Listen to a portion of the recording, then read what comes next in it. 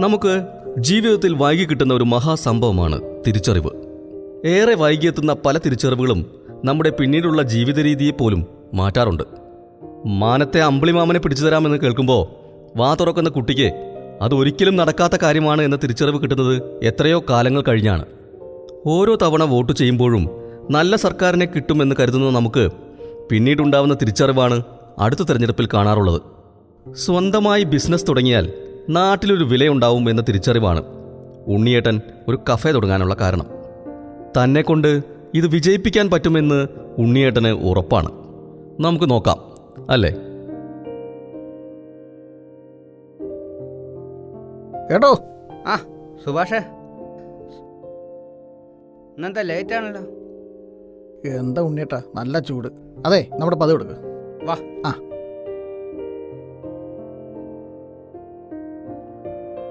Bye, Subhash കാ പതിവ് ദേ ദേനാ.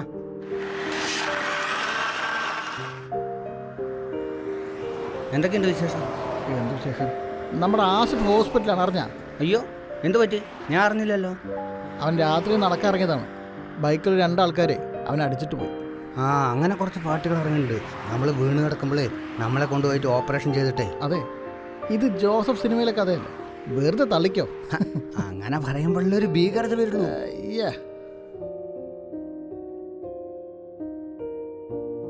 എത്രയായി? 60 രൂപ.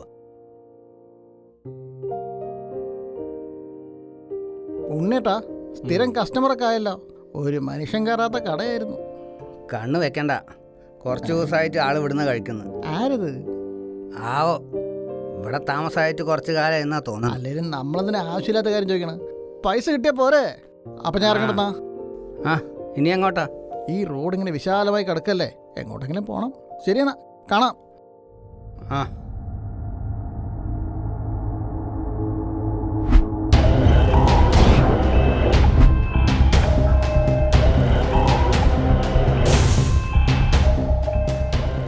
ഹലോ, അവനിപ്പോൾ വരും. ബാക്കി അറിയാലോ.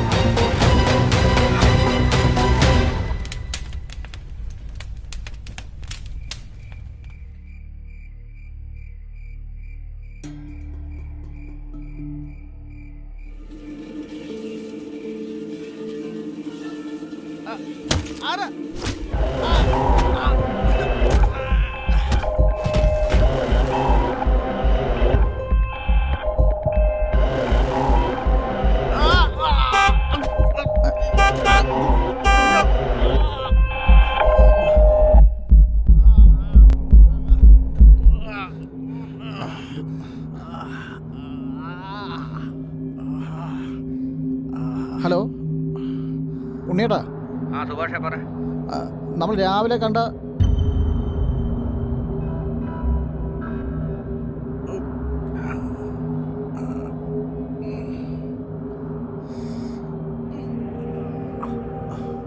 നല്ല വേദനിക്കും. ഞാൻ എവിടെയാ? നിങ്ങൾ ആരാ? ഇന്നലെ രാത്രി ഞാനത് വഴി പോകുമ്പോൾ നിങ്ങളെ കുറച്ച് പേര് ചേർന്ന് ആക്രമിക്കുന്നത് കണ്ടിരുന്നു. എന്നെ കണ്ടതും അവർ ഓടിപ്പോയി. നിങ്ങളുടെ പേരെന്താ? എൻ്റെ പേര് ആദർശ്. ആ, അല്ല, കിടന്നോളൂ. നിങ്ങൾ ഇന്നലെ ആരാ പിന്നെ ആക്രമിച്ചത്?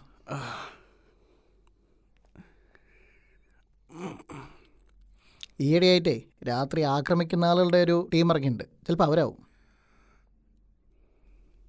ഞാനെന്തെങ്കിലും കഴിക്കാൻ എടുത്തിട്ട് വരാം. വേണ്ട. മെല്ലെ. പതുക്കെ. മതി മതി. ഒന്നുകൂടെ കഴിച്ചോ. ഇനി കിടന്നോളൂ.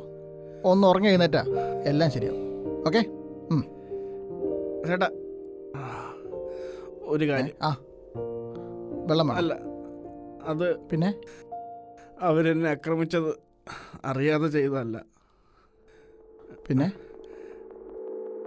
എനിക്ക് നാട്ടിൽ ചെറിയൊരു പ്രശ്നം ഉണ്ടായിട്ടുണ്ട്. അങ്ങനെ ഞാൻ ഇവിടെ എത്തിയത്. എന്തു പറ്റി? ഞാൻ നാട്ടിലൊരു സ്ഥാപനത്തിൽ ജോലിക്ക് നിൽക്കുകയായിരുന്നു. ശമ്പളം ചെറുതാണെങ്കിലും സന്തോഷകരമായ ജീവിതമായിരുന്നു. പക്ഷേ ഒരു ദിവസം, എടാ സുബിനെ, ഇത്രയും കാശ് എന്നൊക്കെ പറഞ്ഞാൽ അതും എങ്ങാനും പെട്ടാലോ? ഞാനില്ല. എടാ ആരറിയാനാണ്? ഞാൻ ഒരാഴ്ചത്തേക്ക് റോൾ ചെയ്യുന്നു. നീ തരണേൻ്റെ ഇരട്ടി തരും, 50 ലക്ഷം രൂപ. എടാ എന്നാലും എടാ ഒരാഴ്ച മുതലാളി ഉണ്ടാവില്ലല്ലോ, പിന്നെ നീയല്ലേ മെയിൻ ആള്. മുതലാളി വരുമ്പോഴേക്കും പണം തന്നാ പോരെ? ആ, അതിനുശേഷം ഓരോ ദിവസവും പേടിയോടെയാണ് ഞാൻ തള്ളി നീക്കിയത്. എടാ ഞാൻ പറഞ്ഞ പൈസ നീ ഒപ്പിക്ക്, ഞാനത് നിനക്ക് ഡബിൾ ആക്കി തരാ. എടാ നാളേക്ക് ഒരാഴ്ചയായി, പൈസ എവിടെ? ആ, പൈസ കിട്ടിയില്ല. നിന്നോട് ഞാൻ അന്നേ പറഞ്ഞല്ലേ ഇത് പണിയാവുന്ന. എടാ കുറച്ചൊക്കെ റിസ്ക് എടുക്കണം, എന്നാലേ ഇത് നടക്കുള്ളൂ. എനിക്കിങ്ങനെ ടെൻഷൻ അടിക്കാൻ വയ്യ. ഞാനുള്ള കാര്യം പറയാൻ പോവാ. ഇരട്ടിയാക്കി തന്നില്ലെങ്കിലും വേണ്ട, ഞാൻ തന്നത് തിരിച്ചതാ. അത് നടക്കില്ല. എടാ, ആ, അങ്ങോട്ട് മാറാ.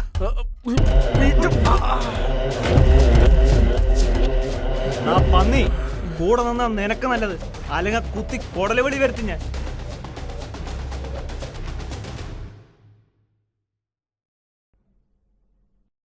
പേടിച്ചു പോയി ഞാൻ. ആരോടും പറയാതെ നാട് വിട്ടു. അതോടെ ഞാൻ പൈസയായിട്ട് മുങ്ങിയെന്ന് സുബിൻ എല്ലാവരോടും പറഞ്ഞു വരുത്തി. ഓ, അപ്പോൾ ഡീസൻ്റായി. എന്നിട്ടെങ്ങനെ വിട്ടുകൊടുക്കാനാണോ പരിപാടി?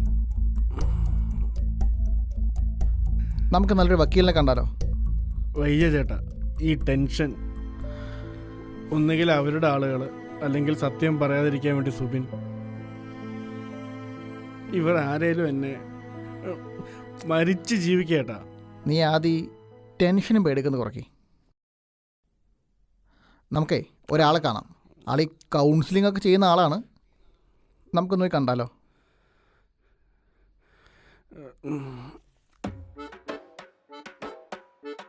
ആരുമില്ലേ? ഇവിടെ പോയി ആളെ കാണില്ലേ? ഇവിടെ ആരുമില്ലേ?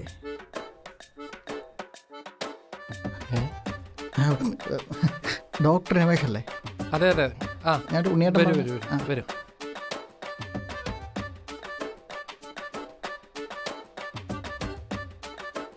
എന്താണ് ഒരു സംശയം? അല്ല, ഈ ഡോക്ടർ അല്ലെങ്കിൽ സൈക്കോളജിസ്റ്റ് എന്നൊക്കെ പറയുമ്പോൾ ഒരു 24 മണിക്കൂർ കഴുത്തിൽ കുഴലിട്ടാലേ ഡോക്ടർ ആവുന്നുണ്ടാ? ഇതാടോ ടെലസ്കോപ്പ് കണ്ടോ? Sorry sir. ആ, ആദർശ് താനല്ലേ? അല്ല, ആദർശ് മാത്രം. ഇരിക്കും. ഞാനേ പുറത്ത് ഇവിടെ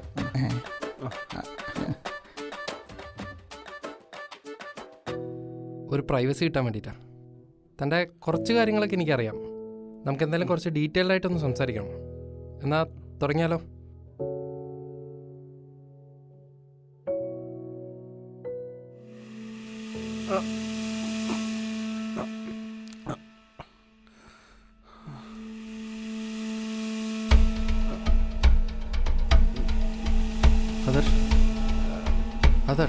ആദർശിന് ഉറക്കം വരുന്നുണ്ടോ? ഉറക്കം വരുന്നുണ്ടെങ്കിലും ഞാൻ പറയുന്നതെല്ലാം കേൾക്കാമല്ലോ അല്ലേ? കേൾക്കാം. ഞാൻ ചോദിക്കുന്നതിന് കറക്റ്റായിട്ട് ഉത്തരം പറയാൻ പറ്റില്ല ആദർശിന്? പറ്റും. എന്താ ശരിക്കും ആദർശിൻ്റെ പ്രശ്നം? ആദർശ് ആർക്കെല്ലാം കടം കൊടുത്തിട്ടുണ്ടോ? ഇല്ല, പക്ഷേ എല്ലാവരോടും ഞാൻ അങ്ങനെയാണ് പറയണത്. അപ്പോൾ സത്യത്തിൽ എന്താ സംഭവിച്ചത്? എടാ ഇത്രയൊക്കെ പൈസ ഞാൻ എവിടെ നിന്ന് ഒപ്പിക്കാനാടാ? എടാ നീ നിന്റെ ഓഫീസിൽ നിന്ന് ഒപ്പിക്ക്. ഇപ്പൊ നാട്ടിലെ ബിസിനസ് കൈകാര്യം ചെയ്യുന്നത് നീയല്ലേ? പൈസയൊക്കെ കൈകാര്യം ചെയ്യുന്നത് ആളല്ലേ, ഞാനല്ലല്ലോ. അതിന് ആ ആള് നാട്ടിലില്ലല്ലോ, വല്ലപ്പോഴൊക്കെ അല്ലേ വരുള്ളൂ. ഒരാഴ്ച കൊണ്ട് ഞാൻ തിരിച്ചു തരാ. എന്റെ അവസ്ഥ അതായിപ്പോയി. എന്നിട്ട് കൊടുത്തോ? ഇല്ല, എന്റെ ലക്ഷ്യം മറ്റൊന്നായിരുന്നു. ആ, കുറച്ച് കാശ് കൂടി വരാനുണ്ട്. വന്നിട്ട് നമുക്കൊന്ന് എടാ കാണാം. എന്റെ പൈസ എവിടെ? ഇതിപ്പോ ഒരു മാസമായി. എൻ്റെ കയ്യിൽ ഇല്ല. ഉണ്ടെങ്കിൽ ഞാൻ തരില്ലേ? നീ ഒരാഴ്ച പറഞ്ഞ് വാങ്ങിയതല്ലേ, മറ്റന്നാ ആൾ ഇന്നെത്തും. അതിന് നീ എങ്ങനെയെങ്കിലും ഒന്ന് ഒപ്പിക്കേ. എനിക്ക് പോയിട്ട് ഒരു ധൃതിയുണ്ട്. 1-2 ലക്ഷമല്ല, 25 ലക്ഷമാണ് ഞാൻ നിനക്ക് വിശ്വാസത്തിന്റെ പുറത്ത് തന്നത്. അതിനൊരു സമാധാനം ഉണ്ടാക്കാണ്ട് ഞാൻ വിടില്ല അവിടെ നിന്ന്. കൈയെടുക്കടാ. ഇല്ല, വീട് ജപ്തി എന്നെല്ലാം പറഞ്ഞിട്ട് ഇല്ലാത്ത നുണ പറഞ്ഞിട്ടാണ് നീ ആ പൈസ വാങ്ങിയത്. അതുകൊണ്ട് എന്ത് ചെയ്തു എന്നും ഞാൻ അറിഞ്ഞു. ആ പൈസ തരാണ്ട് ഞാൻ നിന്നെ വിടില്ല. എന്നെ കുറിച്ച് ഒന്നും അറിയില്ല. കൈയെടുക്കടാ.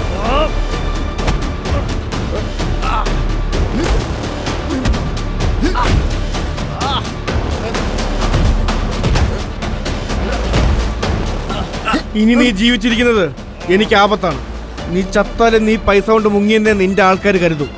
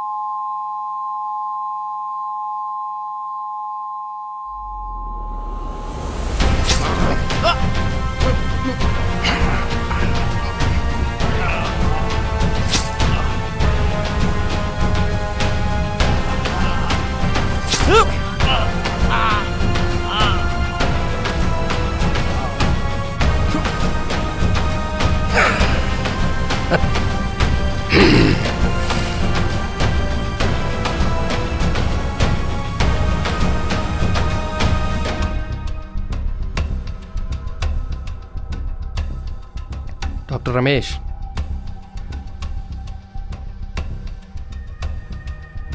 ഒരു അരമണിക്കൂർ കഴിഞ്ഞാൽ സെഡേഷൻ തീരും. അപ്പോൾ പോകാം.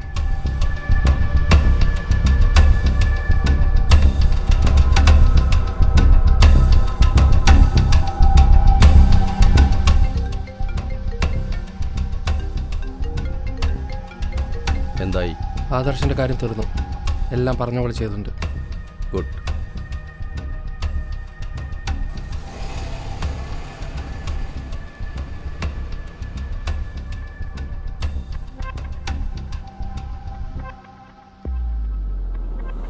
രാജ്യം ഇലക്ഷൻ ചൂടിൽ.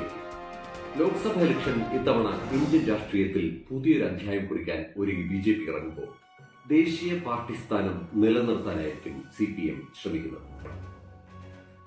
ഇപ്പോൾ കിട്ടിയ വാർത്ത, ആദർശ് വധക്കേസിൽ അറസ്റ്റിലായ ഡോക്ടർ രമേശിനെ കോടതി കുറ്റവിമുക്തനാക്കി. മതിയായ തെളിവുകൾ ഇല്ലാതെ ഡോക്ടറെ അറസ്റ്റ് ചെയ്ത പോലീസ് നടപടിയെ കോടതി വിമർശിച്ചു. ആദർശ് വധക്കേസിൽ പോലീസ് ഇരുട്ടിൽ തപ്പുകയാണെന്ന് പ്രതിപക്ഷ നേതാവ് അഭിപ്രായപ്പെട്ടു. നിരപരാധിയായ ഡോക്ടറെ അറസ്റ്റ് ചെയ്തപ്പോൾ യഥാർത്ഥ പ്രതി എവിടെയോ ഇതെല്ലാം ശ്രദ്ധയോടെ നിരീക്ഷിക്കുകയാണ് എന്ന് അദ്ദേഹം കൂട്ടിച്ചു. നിരവധി ക്രിമിനൽ കേസുകളിൽ പ്രതിയായ ആദർശ് ഒരുപാട് കൊലപാതകങ്ങളിലും പ്രതിയായി. മാസങ്ങൾക്ക് മുൻപേ നടന്ന സുബിൻ വധക്കേസിൽ പോലീസിനെ വെട്ടിച്ചു മുങ്ങിയ പ്രതിയായിരുന്നു ആദർശ്. ഇതിന് കുറച്ചു മാസങ്ങൾക്ക് ശേഷം ഇത് ആദർശിന്റെ മരണ വാർത്തയായിരുന്നു.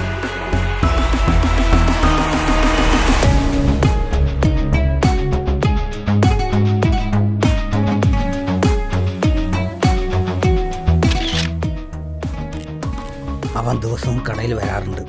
എനിക്ക് ഉറപ്പാണ് ഇതവൻ തന്നെ.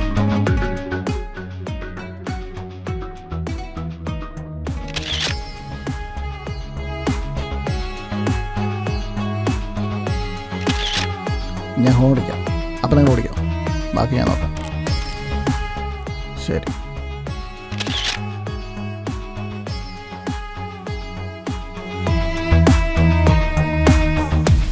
ഹലോ, ഉണ്ണിയേട്ട അവനൊന്നും വിട്ടു പറയുന്നില്ല. കുഴപ്പമില്ല, അവനെ കൊണ്ട് നമുക്ക് പറയിക്കാം.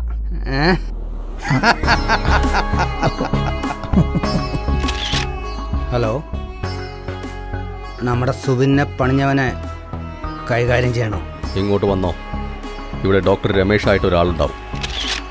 ദേഹം നോവിക്കാതെ തന്നെ അവൻ്റെ വായിൽ നിന്ന് സത്യം പുറത്തു കൊണ്ടുവരാനുള്ള വഴി എനിക്കറിയാം. എന്നെ കുത്തിട്ട് നീ രക്ഷപ്പെട്ടു എന്ന് വിചാരിക്കണ്ട ആദർശേ, കാത്തിരുന്നോ.